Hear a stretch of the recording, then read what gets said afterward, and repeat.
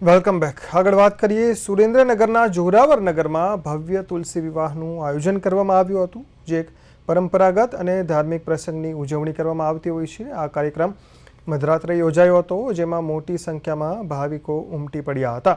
ભગવાન થાનથી સૌથી વધુ વૈભવી કારના ભવ્ય કાફલા સાથે શાલિગ્રામ ભગવાનને જોરાવર નગર લઈ જવાયા, જ્યાં તેમનું તુલસી માતા સાથે શાસ્ત્રોક્ત વિધિ અનુસાર લગ્ન કરાવવામાં આવ્યું અને આ પ્રસંગમાં 20,000થી વધુ લોકો જોડાયા હતા અને તેમણે ભગવાનના આશીર્વાદ મેળવ્યા હતા। સુરેન્દ્રનગરમાં વર્ષોથી આ પરંપરા ચાલી આવે છે અને જે પરંપરા યથાવત રહી હતી।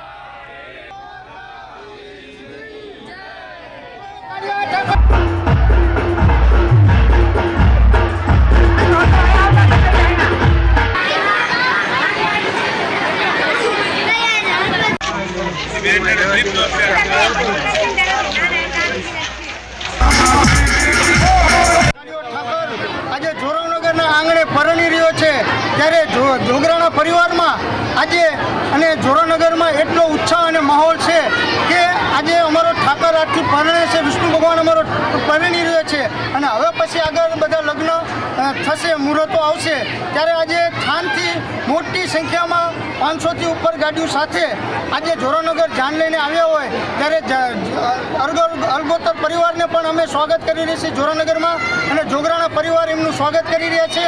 જોરા અને આજે તુલસીમાનો વિવાહ થઈ રહ્યો છે અને ઠાકરની જાન એવી રૂઢી અવસરથી આજે આપ જોઈ રહ્યા છો કે 50,000થી વધુ માણસો પ્રસાદી લીધી અને 50,000થી વધુ માણસો આજે જાનમાં જોડાના છે।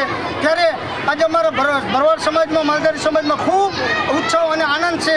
ત્યારે આજે ખોડાભાઈ અને દેવાભાઈના આંગણે, આજે લાખાભાઈના આંગણે આજે જોગરાણા પરિવારમાં તુલસી માતાના વિવાહ થઈ રહ્યા છે અને ઠાકર જાન લઈને આવી રહ્યા છે।